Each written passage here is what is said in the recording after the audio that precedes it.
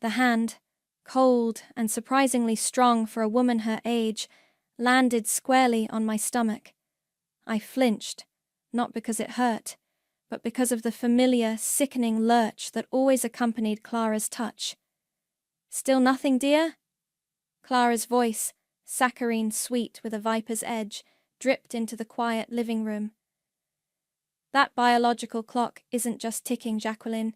It's screaming. A veritable alarm bell, wouldn't you say, Toby?" I didn't look at Toby, my husband. I didn't need to. I could feel his smirk from across the room, that little upward twitch of his lips he always got when his mother went in for the kill. He'd offer a placating, "Now, mother," but his eyes would be gleaming, agreeing with every venomous word. This time, he just chuckled, a low rumbling sound that vibrated through the floorboards of my house. "She's right, Jackie. Time's a-wastin'." That was it.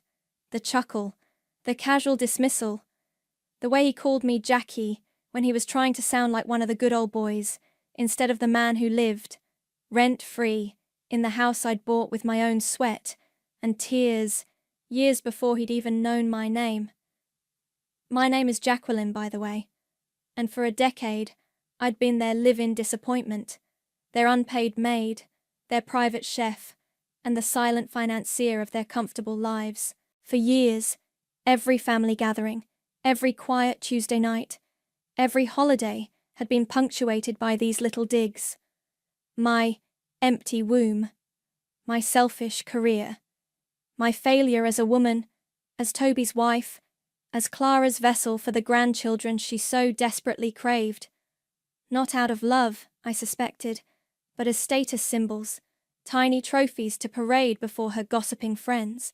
They'd sit at my table, eating the food I bought in the house I paid for, and dissect my perceived inadequacies. Clara, with her pronouncements delivered like royal decrees. Toby with his silent, smirking agreement, or worse, his active participation. "Maybe if you relaxed more, Jackie. Perhaps you should see another specialist, dear. We can't just give up." The "we" always got me, as if this was their shared burden, their noble suffering, rather than a deeply personal and often painful subject for me. But that chuckle today, it wasn't just another pinprick. It was the final hammer blow against a dam that had been cracking for years. Something inside me didn't just break, it solidified into a cold, hard, diamond-sharp resolve. I didn't say anything. I didn't scream or cry or argue, as I might have done years ago, before the fight had been slowly, systematically ground out of me. I just offered a tight, brittle smile. "Perhaps you're right, Clara. I'll think about it." She beamed, patting my stomach again, harder this time, a gesture of proprietary ownership. "That's a good girl. See, Toby, she just needs a little encouragement." Toby winked from the sofa, where he was already flicking through channels, his part in the daily ritual of my humiliation complete. "Atta girl." They mistook my silence for acquiescence, my forced smile for defeat. They'd grown so accustomed to my quiet endurance, my swallowed retorts, my weary nods. They couldn't see the shift, the final, irrevocable change in the landscape of my mind. The years of their casual cruelty hadn't crushed me. They'd forged me. Later that evening, after they'd retired to their respective rooms, Clara to the master guest suite she'd claimed as her own years ago with a dismissive wave of her hand, Toby to scroll endlessly on his phone in our shared bed, a bed I increasingly felt was only mine by legal definition. I pulled out the folder from its hiding place beneath a loose floorboard in my study. It was thick, filled with documents that Mr. Valdez, my lawyer, had meticulously prepared. Mr. Valdez, with his sharp eyes and even sharper understanding of marital asset division, especially when one party had entered the marriage with significantly more. "The house is ironclad, Jacqueline," he'd said, his voice calm and reassuring during our last meeting, just 3 days ago, in his quiet, book-lined office. "Premarital property, solely in your name. No commingling of significant funds that could muddy the waters. As for the other assets, your inheritance from your grandmother, your pre-marriage investments, they are yours, untouchable. Toby knew I owned the house when we married. He just assumed, like many do, that marriage somehow magically made it ours. Clara certainly believed it. She often referred to it as Toby's house when talking to her friends, a little slip of the tongue that used to make my blood boil, but now just added fuel to the pyre I was building. They had no idea about the separate accounts I'd maintained, the trusts I'd set up years ago, the way I'd carefully firewalled my financial life from the slow, leaching drain of their presence. They enjoyed the lifestyle, the comfortable home, the nice dinners, the vacations I paid for, blissfully unaware that their access to it all hung by the thinnest of threads, my continued tolerance. And that tolerance had just snapped, cleanly and irrevocably. I traced the line on the eviction notice Mr. Valdez had drafted, 30 days. A legally generous time frame, he'd called it. Personally, I felt it was 29 days too many, but I would follow the letter of the law. It made the victory cleaner. They thought my silence was submission. They had no idea it was the calm before I unleashed a hurricane they'd built themselves. 1 more week. That's all I'd give them.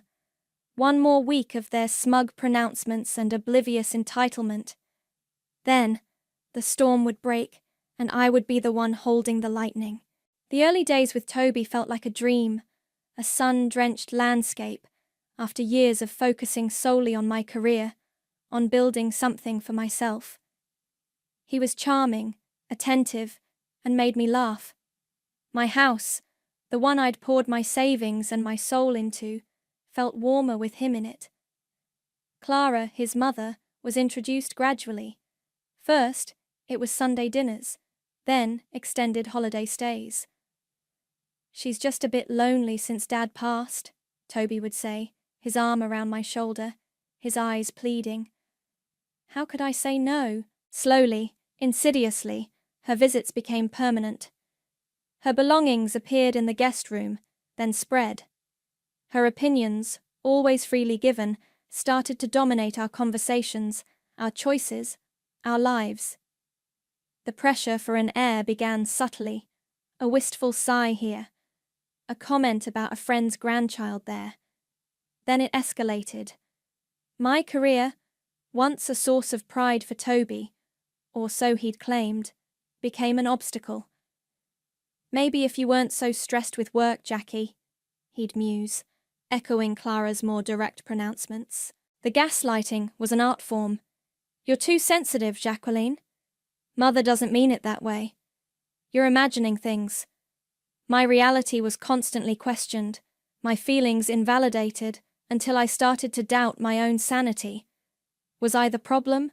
Was I truly selfish, ungrateful, cold? But a part of me, the part that had fought to buy this house on my own, the part that had built a successful business from scratch, knew better. It was that part that led me to Mr. Valdez's office 6 months ago, not for a divorce initially, but for clarity.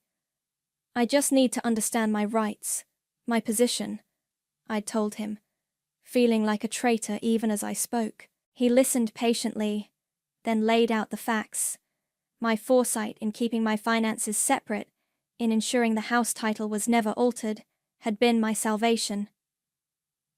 "You've built a fortress, Jacqueline," he'd said, a rare smile touching his lips. "And you hold all the keys." Over the following months, we strategized. We reviewed every document, every account. The passive income streams Toby and Clara so blithely enjoyed, dividends from investments I'd made long before Toby, rental income from a small property my grandmother left me, were all legally mine to control. He helped me draft the paperwork to redirect those funds, to secure my digital assets, to change beneficiaries on policies they didn't even know existed. Each signature was a quiet act of rebellion, a nail in the coffin of their entitlement. Last night, after the screaming biological clock incident, I called Desiree. She's been my rock, The one person who saw through Toby's charm from day one and never minced words about Clara. He chuckled. Desiree's voice was incredulous. After she said that? Oh, honey, it's time. Past time. The papers are ready, I said, my voice low. Mr. Valdez says it's all in order.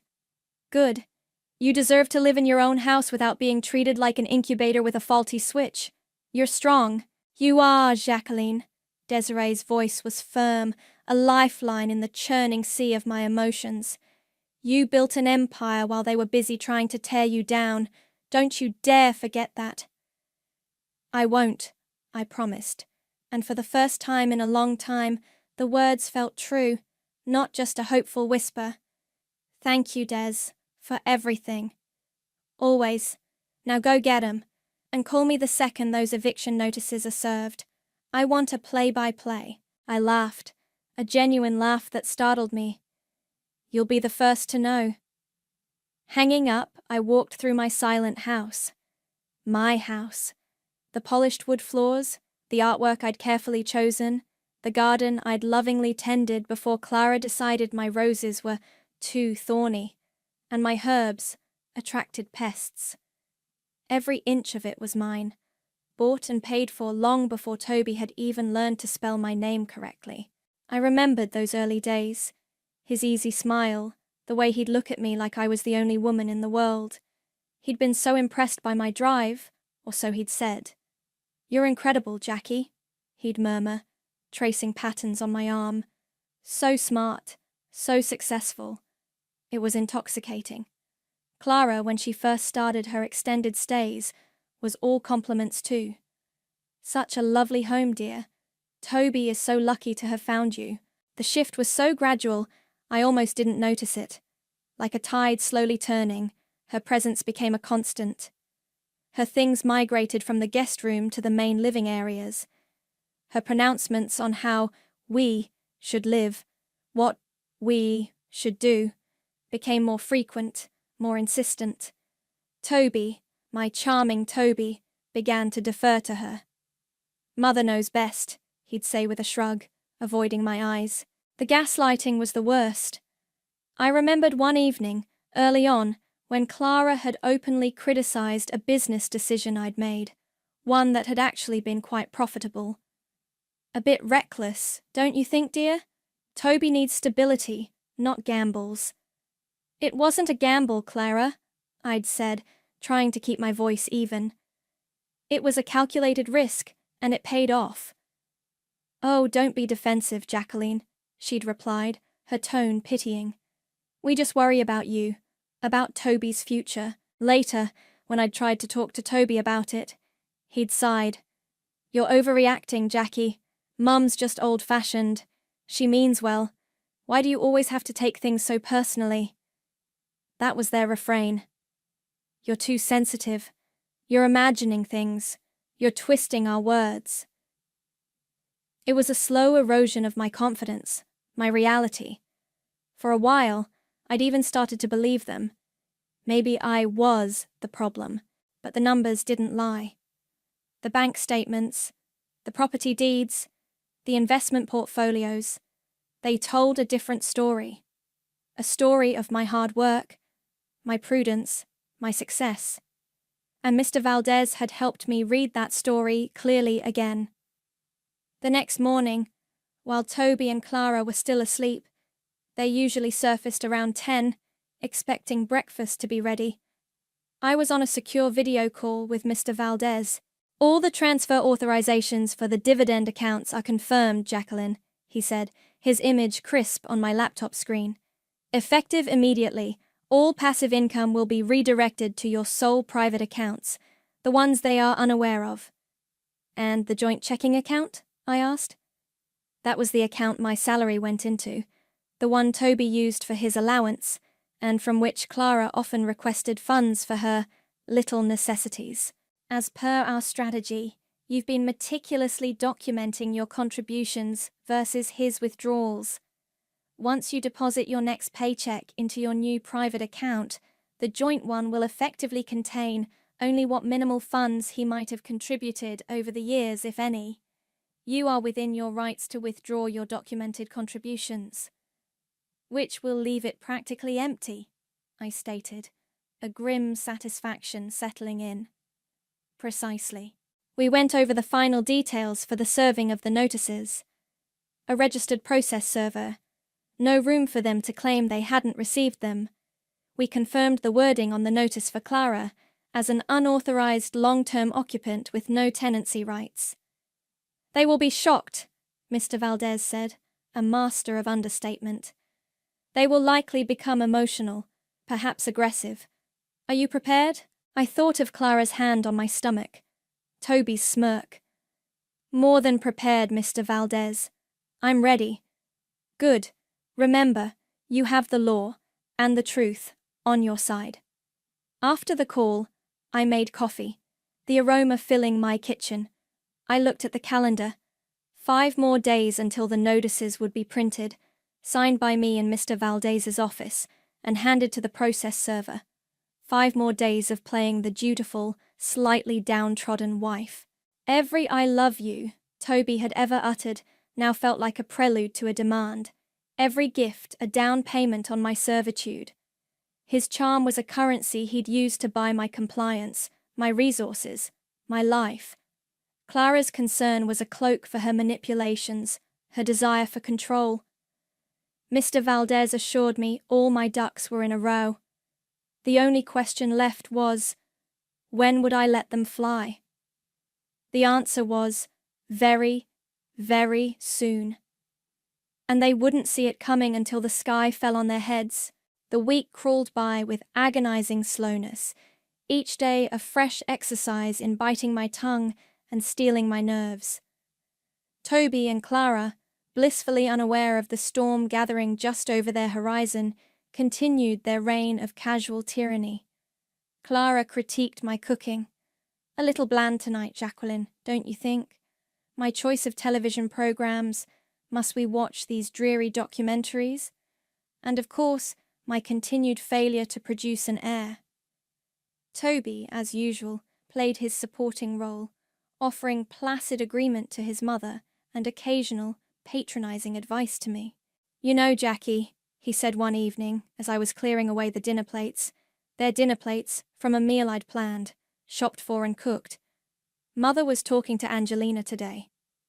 Angelina was Toby's aunt, a woman whose primary skill seemed to be stirring pots and spreading gossip. Angelina knows this wonderful fertility specialist. Apparently, she works miracles. Maybe you should consider it.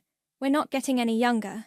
He said it so casually, as if discussing the weather, his eyes already drifting back to the sports highlights on his phone. He didn't see the way my fingers tightened on the edge of the plate, the way my jaw clenched. He didn't see the ice forming in my gaze. The Last Supper, as I'd morbidly dubbed it in my head, was scheduled for Friday night. Clara had insisted on inviting Angelina over. A proper family dinner, she'd declared. We need to discuss some important family matters. I knew what that meant. Another coordinated assault on my reproductive system. Another evening of being lectured and pitied. I almost declined, almost feigned a headache. But then I thought, no. Let them have their moment. Let them gorge on their own arrogance one last time. It would make the coming shock all the more potent, so I played the part. I smiled wanly. I nodded at appropriate intervals. I even managed to look suitably contrite when Clara launched into her familiar speech about a woman's true calling. It's not about careers, Jacqueline, she intoned, her fork gesturing emphatically, narrowly missing a splatter of gravy on my clean tablecloth. It's about legacy, about family, about giving your husband a child to carry on his name. Toby nodded sagely beside her. She's right, you know. A man needs an heir. Angelina, her eyes gleaming with a mixture of pity and relish, chimed in. And you're not getting any younger, dear. My friend's daughter, she waited too long, and now, well, it's just terribly sad. She patted my hand, her touch lingering a moment too long, as if searching for a pulse, or perhaps a flicker of maternal instinct. I focused on a spot just over Clara's shoulder, a small water stain on the ceiling I'd been meaning to fix. I let their words wash over me, a meaningless drone. Inside, I was counting down the hours. Mr. Valdez's office had confirmed. The notices were printed, signed, sealed. Monday morning, the process server would deliver them. I watched them. Clara, puffed up with self-importance. Toby, smug and complacent. Angelina, soaking it all in, no doubt already composing the next chapter of her gossip column. They were so sure of themselves, so secure in their positions, so utterly oblivious to the ground crumbling beneath their feet. I even managed a weak smile when Clara said, "Don't worry, dear, maybe next year we'll have baby news." My smile widened, just a fraction, a secret satisfaction playing at the corners of my lips. Little did she know, the only news arriving next week would be delivered by registered mail, and it wouldn't be about a baby. It would be about an eviction, and the only thing screaming wouldn't be my biological clock, but them. Monday morning dawned bright and clear, a painfully beautiful day for the demolition I was about to unleash. I'd taken the day off work, a personal day. I'd told my office. Toby and Clara were, as usual, late risers. I sat in the kitchen, sipping coffee. The silence of the house a stark contrast to the turmoil in my chest. It wasn't fear, not anymore. It was a strange, thrumming anticipation, like the moment before a starting gunfires. The doorbell rang at precisely 10:30 a.m., just as Mr. Valdez had predicted. I heard the thud of Toby's feet on the stairs, then Clara's sharper, quicker steps from her suite. "I'll get it," Toby called out, his voice still thick with sleep. I remained seated at the kitchen table, my hands wrapped around my mug. I could hear the murmur of voices at the front door, Toby's initial confusion, then a note of irritation. "Registered mail? For me? And for Clara Hoffman?" His voice rose in pitch. "What is this?" A moment later, he walked into the kitchen, 2 official-looking envelopes in his hand. Clara trailed behind him, her silk dressing gown flowing, her expression one of regal curiosity. "What is it, Toby?" she asked, peering at the envelopes. "Something from the bank?" Toby tore his open first, his brow furrowed. He scanned the first page, then the second. His face, already pale from sleep, began to lose even more color. He looked up at me, his mouth slightly agape. "Jacqueline, what is this? Is this some kind of joke?" He tried to laugh, a strangled, unconvincing sound. "A very bad joke." Clara, impatient, snatched her envelope from his unresisting fingers and ripped it open. Her eyes, usually so sharp and critical, widened as she read. The color drained from her face too, leaving it a mottled, papery white. "Eviction notice?" she whispered, her voice barely audible. Then, louder, shriller. "Eviction notice. What is the meaning of this, Jacqueline? Have you lost your mind?" I took a slow sip of my coffee. "No, Clara," I said, my voice remarkably calm. "I haven't lost my mind. I found it. Those notices are perfectly legal, and they are final. You both have 30 days to vacate the premises." Toby stared at me, his eyes wide with disbelief. "Vacate? Jacqueline, this is our home. You can't just kick us out."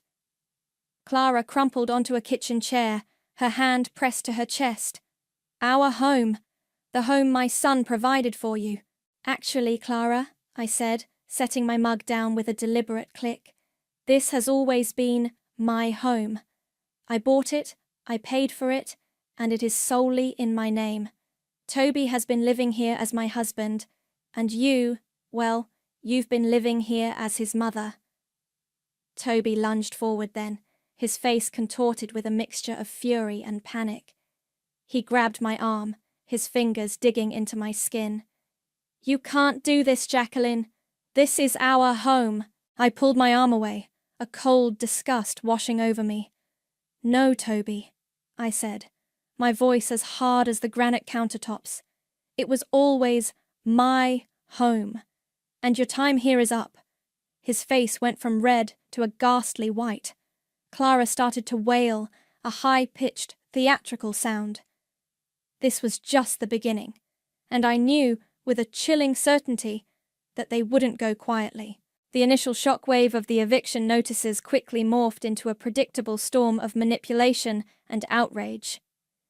Toby, after his initial white-faced horror, swung wildly between desperate apologies and outright threats.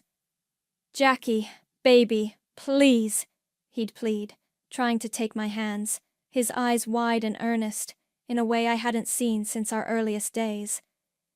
"We can work this out. I know I haven't been the best husband lately, but I love you. We can go to counseling. We can do anything you want." When I didn't melt, when I simply reiterated that the decision was final, his tone would shift. "You're really going to do this? After everything? What will people think, Jacqueline? Our friends? Our family? You'll be a laughingstock, throwing your husband out on the street." "My true friends will understand, Toby," I replied, my voice even. And frankly, I stopped caring what people think a long time ago, mostly thanks to you and your mother. Clara, meanwhile, launched her own offensive. Her wails of disbelief turned into a full-blown campaign to paint me as a cruel, unhinged shrew. Her phone became practically glued to her ear. "Angelina, you won't believe what she's done!" I heard her screeching from her room, the door pointedly left ajar. "Thrown us out! After all we've done for her! She's clearly had some sort of breakdown. You must tell everyone!" Poor Toby, he's devastated. I half expected a delegation of concerned, gossiping relatives to appear on my doorstep. To preempt any further drama within the house, and to make a very clear point, I waited until they both left one afternoon, Toby to clear his head and Clara to undoubtedly rally more troops, and called a locksmith. The new deadbolts and reinforced locks gleamed with a satisfying finality. When they returned, their keys no longer worked. Toby rattled the doorknob, then banged his fist against the wood. "Jacqueline! Open this door! What the hell is this?" I opened it a crack, the security chain still in place. "I've changed the locks, Toby. For my peace of mind, you'll be given supervised access to collect your belongings at an agreed-upon time." His face was puce. "Supervised access? To my own home?" "It's not your home anymore, Toby." The notice was clear. It was during one of these increasingly fraught confrontations, with Clara hovering in the background muttering about my wickedness, that Toby's carefully constructed facade finally shattered, revealing something far uglier beneath. "You can't just lock me out!" Toby yelled, his voice cracking. He rattled the doorknob again, a useless, angry gesture. "I live here.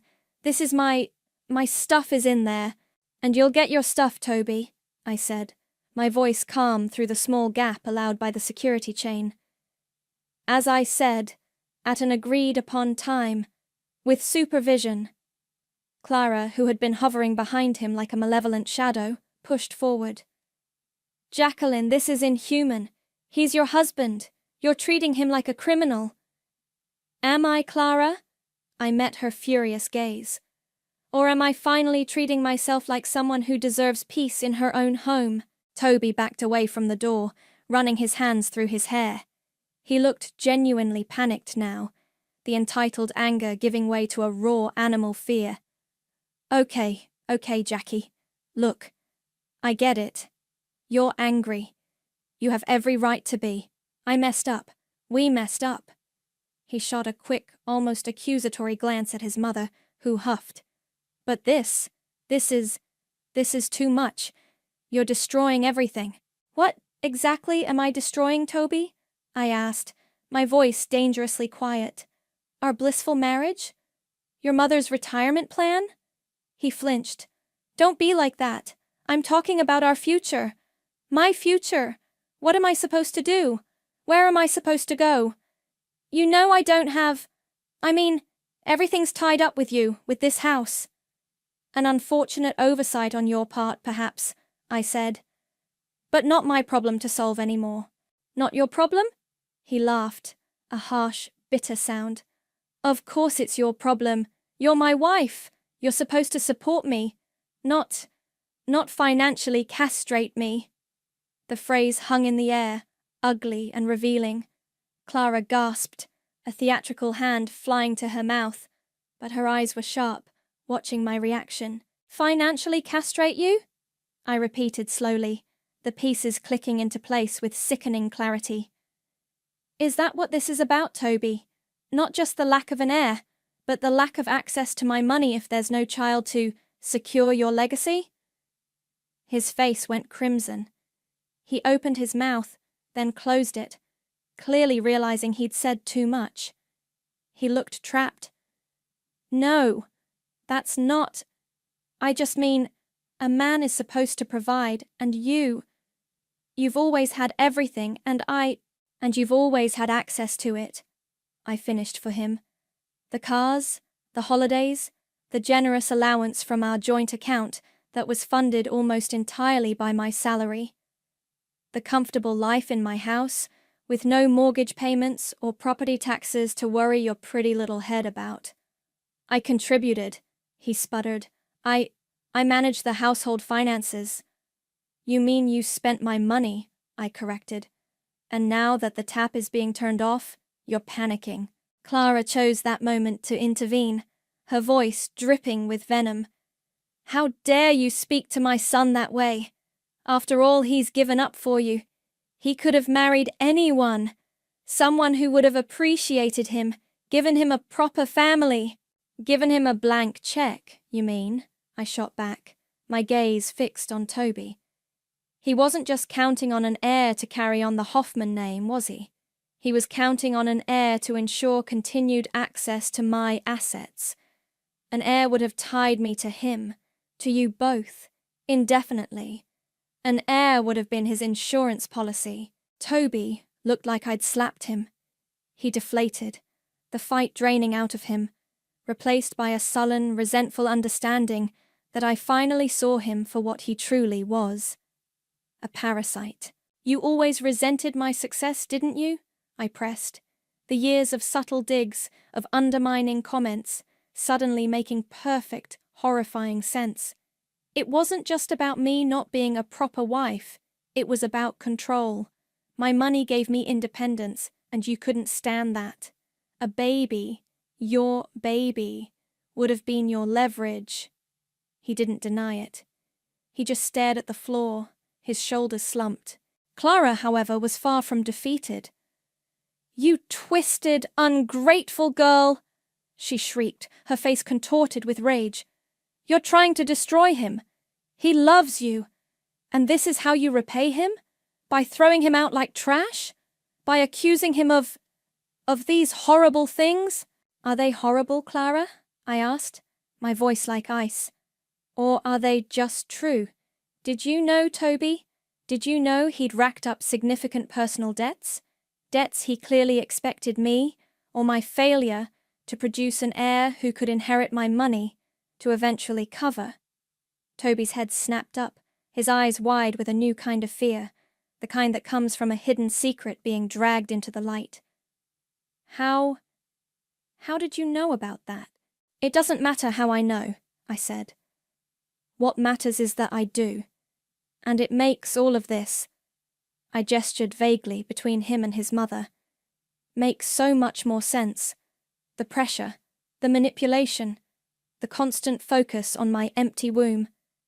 It wasn't just about your desire for a grandchild, Clara. It was about securing Toby's financial future, wasn't it? Through me, and through any child I might have. Clara's mouth opened and closed, but no sound came out. For once she seemed genuinely speechless, her carefully constructed image of the concerned mother and mother-in-law shattering around her. Toby just looked broken. You planned this, he whispered, a dawning, horrified understanding in his eyes. You planned all of this. I planned to protect myself, Toby, I said. something I should have done a long time ago. I looked from his defeated face to Clara's stunned one. So, it wasn't just about an heir, was it, Toby? It was about a blank check. My supposed failure was a threat to your little financial fantasy. He looked like I'd slapped him. Clara, finally finding her voice, started wailing, a theatrical, piercing sound. "She's destroying my son, my poor boy. What did he ever do to deserve such cruelty?" The performance was almost enough to make me laugh. Almost. Clara's wails were a soundtrack to the next few days. They were theatrical, designed for maximum impact, and usually timed for when I was within earshot or when she was on the phone, presumably regaling Angelina or some other unfortunate soul with tales of my monstrous behavior. Toby, on the other hand, retreated into a sullen silence, punctuated by occasional desperate attempts to reason with me, which quickly devolved into bitter accusations when he realized I wasn't budging. "You're enjoying this, aren't you?" he snarled one morning, finding me calmly drinking coffee in the kitchen while he paced like a caged animal. He hadn't slept in the house since I'd changed the locks, opting instead for a friend's sofa. Peyton, I think he'd said, though I doubted Peyton was getting the full, unvarnished truth. "Enjoying what, Toby?" I asked, not looking up from my newspaper. "The peace and quiet?" "Yes, immensely." "Don't be sarcastic, Jacqueline. You know what I mean. You're enjoying watching us suffer." "I'm not watching you do anything, Toby. I'm simply reclaiming what's mine.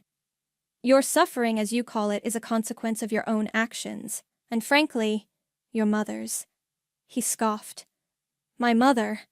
What did she ever do but love you, try to guide you?" I finally lowered the paper and met his gaze. "Your mother systematically undermined me for a decade, Toby. She treated me like an incubator, a disappointment, and a walking bank account. And you stood by and let her. No, you encouraged her." He had no answer to that, just a tightening of his jaw. The eviction deadline was looming, just over 2 weeks left, and their desperation was becoming palpable. Clara, realizing her phone campaign wasn't yielding the desired results, no angry mob had stormed my gates, no family intervention had been staged, escalated her tactics. She started by refusing to pack. Her belongings remained exactly where they were, a silent, stubborn protest.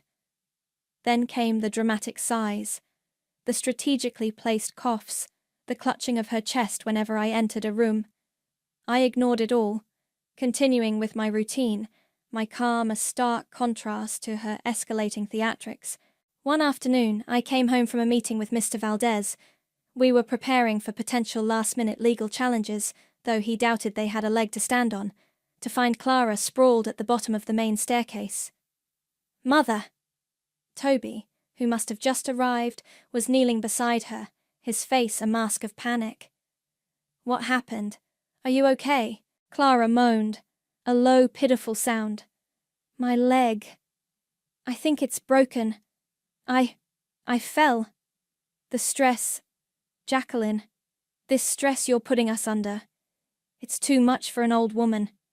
Her eyes, when they flickered towards me, held a glint of triumph. I didn't rush to her side. I didn't gasp in horror. I simply pulled out my phone. "Don't move, Clara. Toby, step back. I'm calling an ambulance." "An ambulance?" Toby looked up, surprised. "Maybe we should just help her to the sofa." "No," I said firmly. "If she's fallen and potentially broken something, moving her is the worst thing we could do. We need professionals." Clara's moans intensified. "Oh, the pain. Jacqueline, how could you be so cold?" I ignored her, calmly speaking to the emergency dispatcher, giving our address and a brief description of the situation. Mr. Valdez had warned me about this exact tactic. "Desperate people do desperate things, Jacqueline," he'd said. "Faking an injury to delay eviction or garner sympathy is a classic. Document everything. Call official channels." While we waited, Toby fussed over Clara. shooting me accusatory glances. "She could be seriously hurt, Jacqueline. And all you can do is stand there. I'm ensuring she gets proper medical attention, Toby. What would you prefer I do? Risk further injury by trying to move her myself?" The paramedics arrived quickly, their calm professionalism a welcome antidote to Clara's histrionics.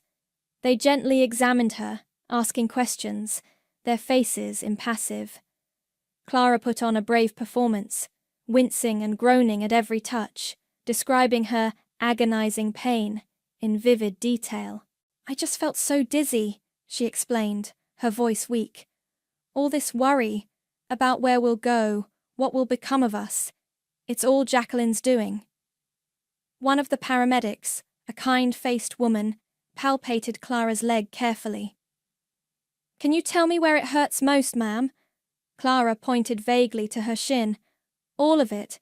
It's throbbing." After a thorough examination, including checking her range of motion and vital signs, the paramedics exchanged a subtle glance. The kind-faced one straightened up. "Ma'am," she said, her voice gentle but firm, addressing Clara directly. "Your vitals are perfectly stable. There's no visible swelling or deformity in your leg, and you have full range of motion, even if it's a bit tender to the touch. I don't believe anything is broken." Clara's face crumpled. Not in pain, but in the dawning, public horror of being caught in a blatant lie. Her eyes darted from the paramedic to me, then to Toby, who looked utterly bewildered, then increasingly mortified. But I fell," Clara stammered, her voice losing its frail quaver. "I felt a sharp pain." "You might have twisted it slightly, or bruised it," the paramedic conceded. "But it doesn't appear to be a serious injury requiring emergency transport. We'd recommend you see your own doctor, if the pain persists." She then turned to me. "Will she be all right here?" "She will be," I said, my voice neutral. "Thank you for coming so quickly." As the paramedics packed up their equipment and left, a heavy silence descended. Toby stared at his mother, his expression a mixture of disbelief and dawning shame. Clara refused to meet his eyes, or mine. She looked small, deflated, her grand performance exposed as a cheap charade. Their last card, the one played with such dramatic flair, had just been declined, and the eviction date loomed ever closer. The air in the house grew heavier, thick with unspoken accusations and the bitter taste of their desperation. The failed fall seemed to take the last bit of fight out of Clara, at least for a while. She retreated into a sulky silence, spending most of her time in her room, the door firmly closed. The dramatic wails ceased, replaced by an atmosphere of resentful capitulation. Toby, however, seemed to oscillate between a kind of bewildered despair and flashes of his old manipulative charm, as if hoping one last plea might change my mind. "Jackie, can we just talk?" he asked one evening, a few days before the eviction deadline. He'd been let in to pack some personal items under my watchful eye.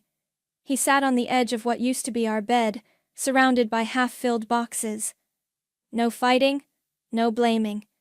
Just talk. I leaned against the doorframe, arms crossed. "What is there to talk about, Toby? The court order is clear.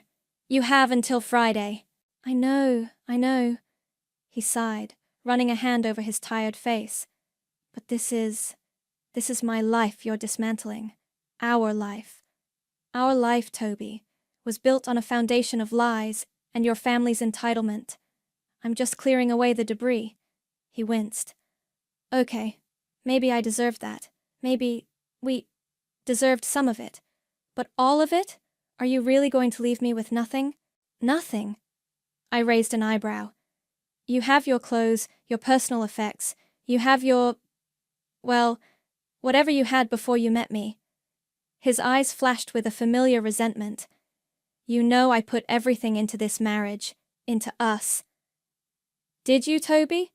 Or did you just comfortably settle into my life, my house, my finances, and assume it would last forever, no matter how badly you and your mother treated me?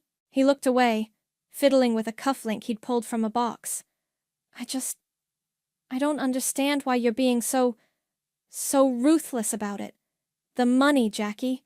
You're really going to strip me bare? And there it was again. The money. Always the money. Let's be very clear, Toby, I said, my voice cold. The money you're referring to is my money. Money I earned. Money I inherited. Money I invested wisely, long before you were in the picture. The fact that you benefited from it for a decade was a privilege, not a right, and that privilege has been revoked. He stood up, pacing the small space between the bed and the boxes. But the joint accounts, you can't just empty them. That's theft.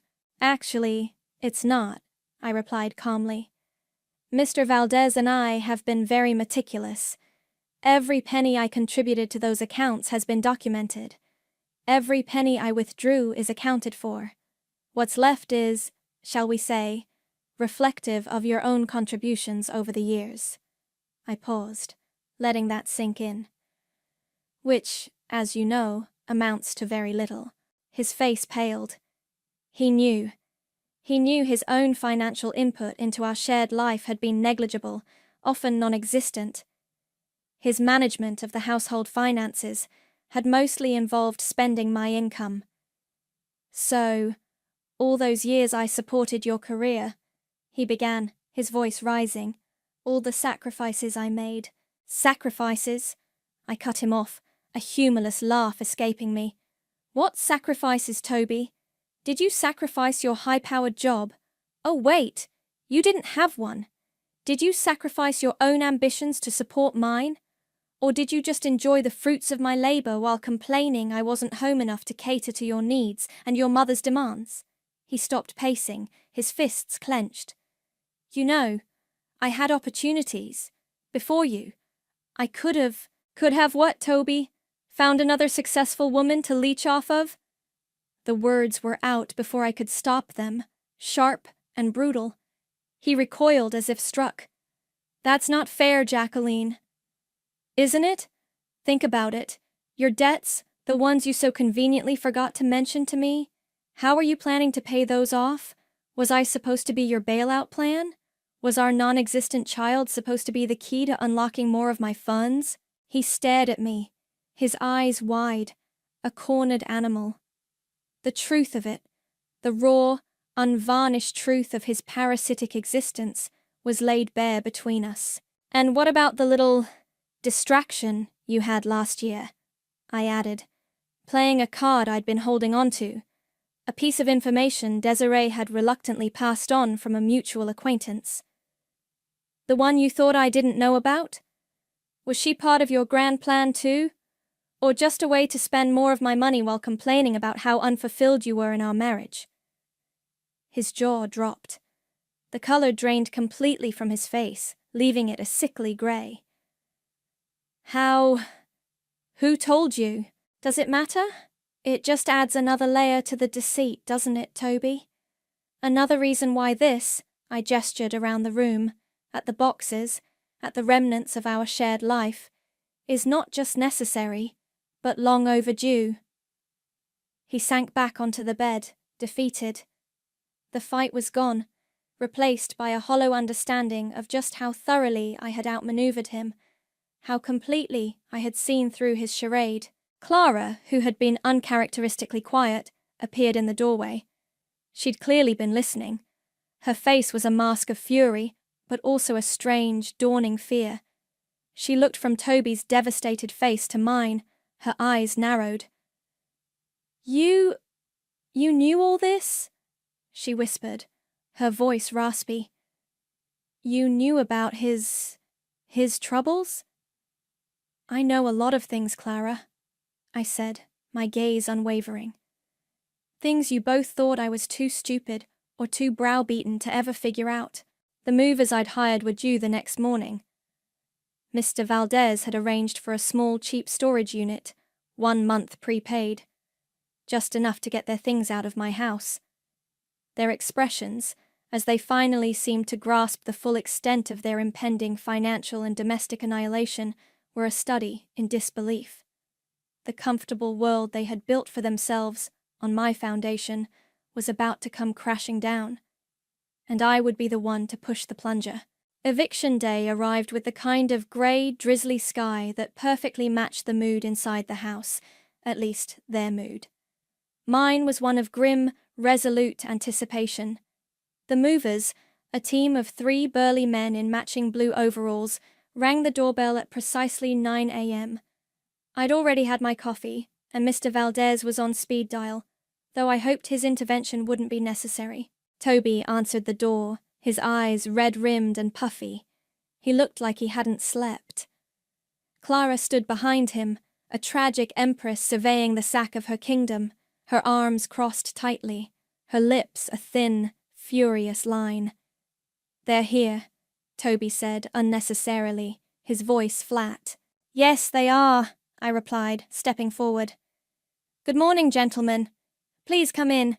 The items to be moved are clearly marked." I'd spent the previous evening going through the house, tagging everything that belonged to Toby and Clara with bright yellow stickers.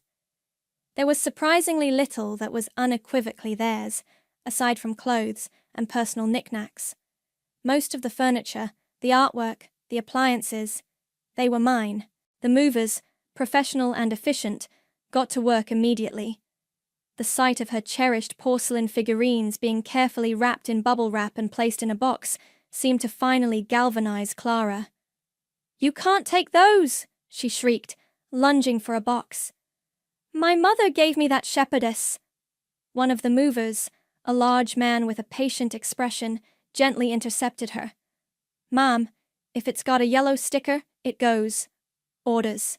"But it's mine," Clara insisted, her voice rising. "This is theft, outright thievery." "Clara," I said, my voice cutting through her tirade. "Those figurines were a gift to me, from you, for our 5th anniversary. Do you not recall? You said they would look lovely on my mantelpiece."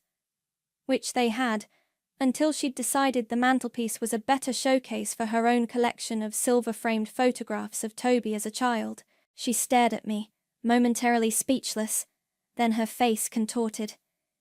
"You are a vindictive, cold-hearted—" "Save it, Clara," I said wearily. "The movers have a schedule." As their belongings were systematically removed from the rooms they had occupied for so long, the house began to feel lighter, airier. It was as if a physical weight was being lifted. Toby watched in silence, his shoulders slumped, occasionally directing the movers to a specific item of his with a defeated sigh. Then came the moment for the financial coup de grace. I'd waited for this. As the last few boxes were being carried out, I approached Toby and Clara, who were huddled near the front door like refugees. "Before you leave," I said, holding out a sheaf of papers, "I think you should see these." Toby took them reluctantly. Clara peered over his shoulder. They were bank statements, investment summaries, trust fund reports, all solely in my name, all meticulously organized by Mr. Valdez. Accounts they had never known existed. Wealth they had never suspected I possessed, beyond the comfortable lifestyle I provided. What is all this?" Toby stammered, his eyes scanning the figures, growing wider with each page. "That, Toby," I said, "is my financial portfolio. The one I built before I met you. The one that has been quietly growing, independent of you, for many years. The one that funded this house, our vacations, your allowance, and your mother's extended, all-expenses-paid stay." Clara snatched a page from Toby's hand, her eyes darting across the numbers. A choked sound escaped her. This can't be right. This much?" "Oh, it's right," I assured them. "And as of last week, the passive income you both so enjoyed, the dividends, the rental payments that mysteriously appeared in the joint account, has been redirected to my private accounts, the ones you see listed there." Toby looked up, his face a mask of disbelief and dawning horror. So, the joint account, it's really empty? I finished for him. Or near enough, containing only the paltry sums you occasionally deposited from your freelance projects, was it? His attempts at earning his own money had always been sporadic and largely unsuccessful. But my debts, he whispered, his voice barely audible. I was counting on... You thought I'd bail you out? I shook my head. Or that our non-existent child would inherit enough to cover your mistakes. Bad planning, Toby. Very bad planning. I paused, then delivered the final blow.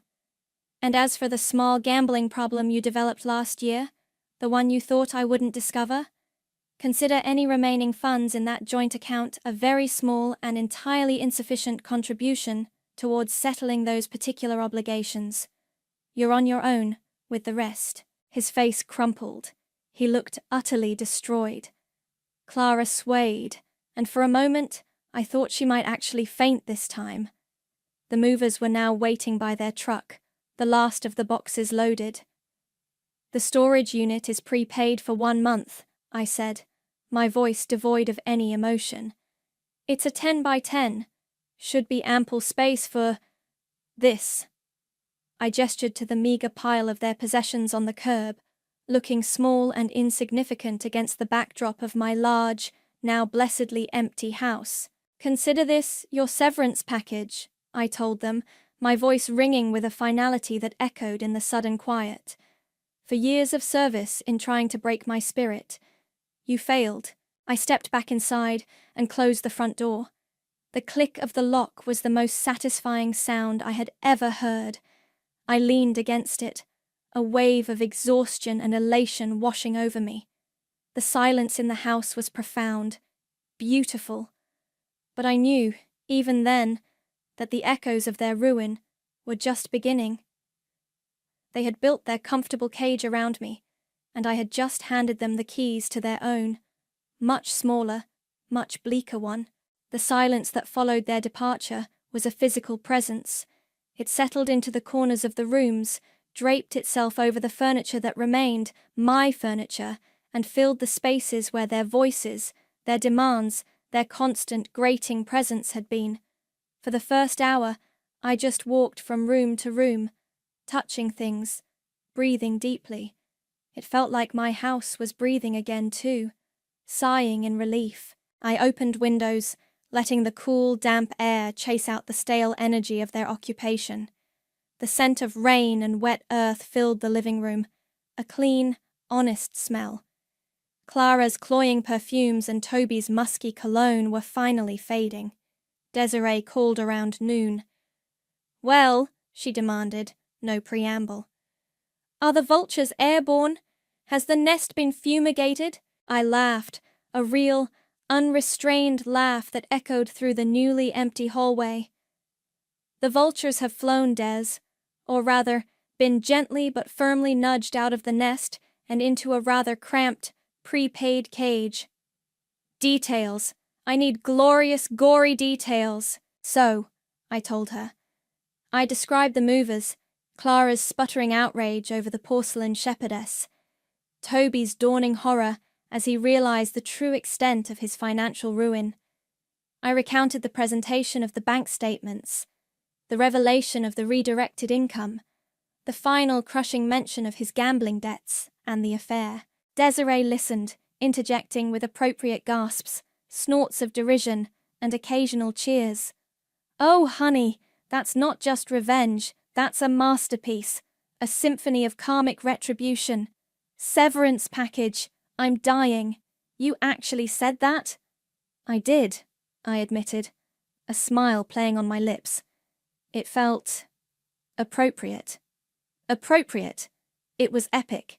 So, what now? Champagne? A ceremonial burning of their remaining possessions? Please say yes to the burning. I'll bring marshmallows. "Champagne, definitely," I said.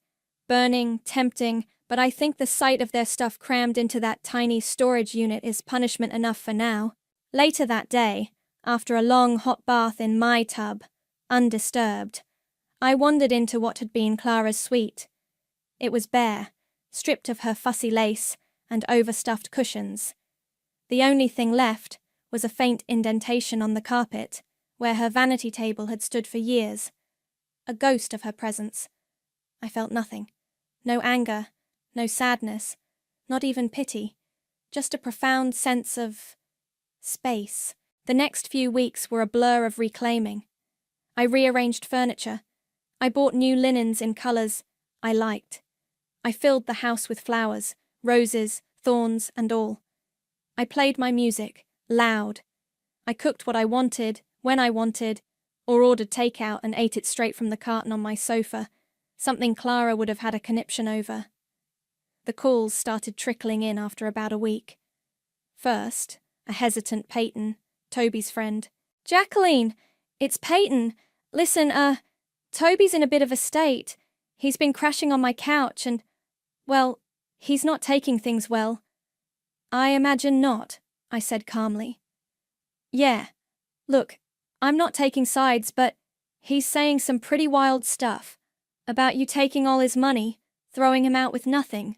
"Peyton," I interrupted, "did Toby ever mention to you the significant personal debts he was hiding? Or the fact that the house and most of the assets he enjoyed were mine long before he came along? Or his little gambling habit?"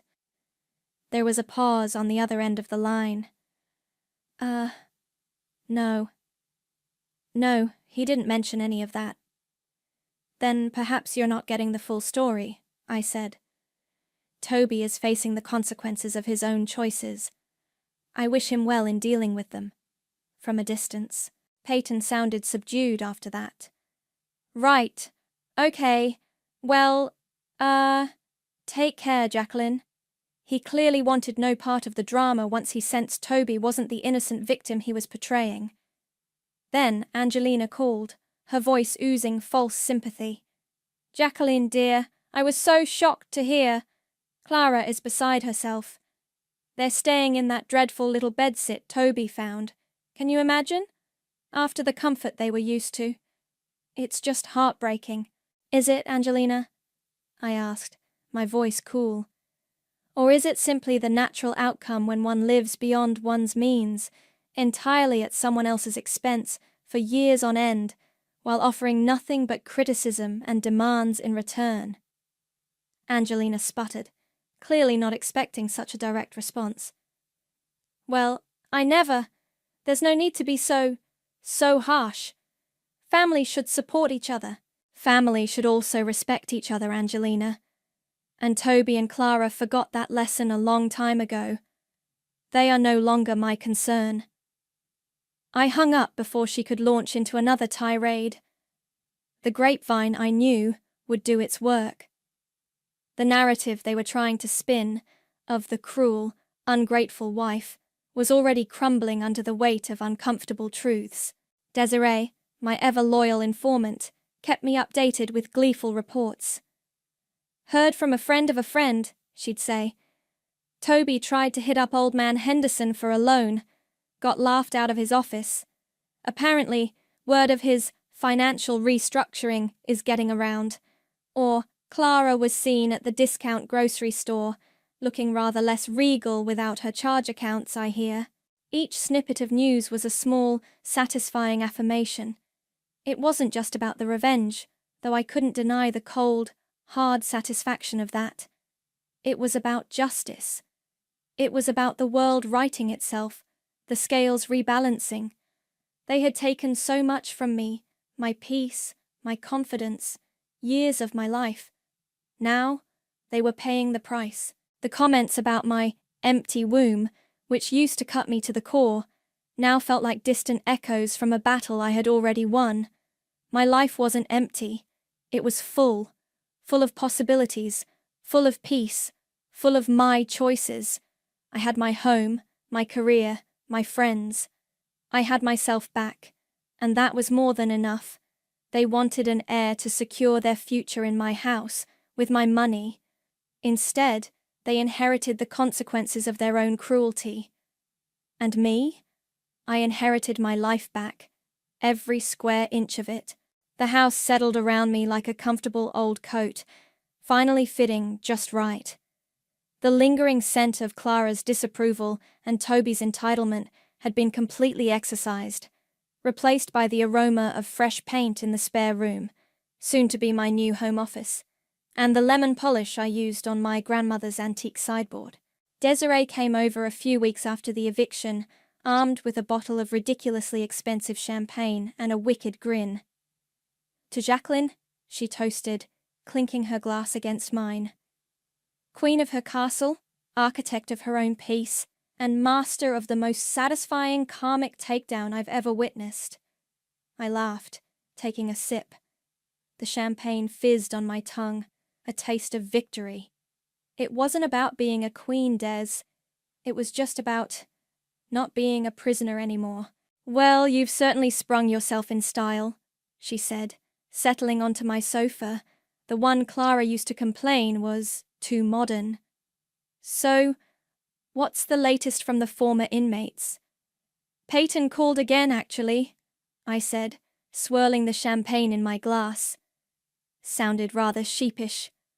Apparently, Toby's charm is wearing thin now that he's permanently on Peyton's couch and contributing nothing but complaints and demands for sympathy. "Shocking," Desiree deadpanned. "You mean his winning personality isn't enough to sustain him without your bank account attached?" "It seems not. Peyton mentioned Toby tried to get him to co-sign a loan. Peyton, wisely, declined. Said something about Toby needing to learn to stand on his own 2 feet for a change." Desiree howled with laughter. "Oh, the irony. The man who spent a decade propped up by you is now being told to find his own footing. Beautiful. And Clara?" she pressed, her eyes gleaming. "Angelina, despite my best efforts to discourage her, still calls occasionally," I admitted. "Mostly to lament Clara's fall from grace. Apparently their dreadful little bedsit is even more dreadful than initially reported. Thin walls, noisy neighbors, and a distinct lack of anyone willing to cater to Clara's every whim." "You don't say." Angelina also let slip that Clara tried to organize a support committee among her old friends. It, didn't gain much traction. Seems her social standing took a rather significant hit once the truth about their financial situation and their treatment of me started to circulate. Funny how quickly fair-weather friends disappear when the forecast changes, isn't it? Desiree topped up our glasses. "So, they're miserable, broke, and socially ostracized. Sounds like karma delivered, with a little meticulous planning from a certain someone." I smiled, a genuine, unburdened smile. "It does feel I won't lie, Des. There's a part of me that feels a cold, hard satisfaction in knowing they're experiencing even a fraction of the misery they put me through." "Don't you dare feel guilty about that, Jacqueline," Desiree said fiercely. "You endured years of their abuse. You gave them chance after chance. They made their bed, and now they're lying in it. A lumpy, uncomfortable, budget-rate bed, from the sounds of it." We sat in comfortable silence for a moment, the late afternoon sun streaming through the newly cleaned windows. The house felt calm, truly calm, for the first time in memory. "You know," I said thoughtfully, "all those years, they made me feel like my life was incomplete because I didn't have a child, that my empty womb, as Clara so delicately put it, was my greatest failure. And now," Desiree prompted gently. "And now," I said, looking around at my beautiful, peaceful home, "I realize my life isn't empty at all. It was just cluttered. Cluttered with their expectations, their demands, their negativity. Now that the clutter is gone," I took a deep breath, "now there's room for me, for what I want." The doorbell rang, making us both jump. I wasn't expecting anyone. I opened it to find a delivery man holding a large, extravagant bouquet of flowers. Bright, vibrant, a riot of color. "Jacqueline?" he asked. I nodded. "These are for you." There was no card. Desiree peered over my shoulder as I brought them in. Wow, secret admirer? I buried my face in the blooms, inhaling their fresh scent. I don't think so. I had a suspicion. Perhaps a peace offering from a chastened Peyton, or even, less likely, a misguided attempt at reconciliation from someone else. Or maybe, just maybe, they were from me. To me. A celebration. It didn't really matter who sent them. What mattered was the feeling they evoked. Not obligation, not a reminder of some perceived failing, but simple, uncomplicated beauty. They wanted an heir to secure their future in my house. With my money, I said, arranging the flowers in a vase. My vase. Instead, they inherited the consequences of their own cruelty. And me? I smiled at Desiree, a smile that reached my eyes and warmed me from the inside out. I inherited my life back, every square inch of it, and it's looking pretty damn good. The future stretched before me, open and bright, no longer overshadowed by their demands or defined by their narrative. I was the author of my own story now, and I couldn't wait to write the next chapter.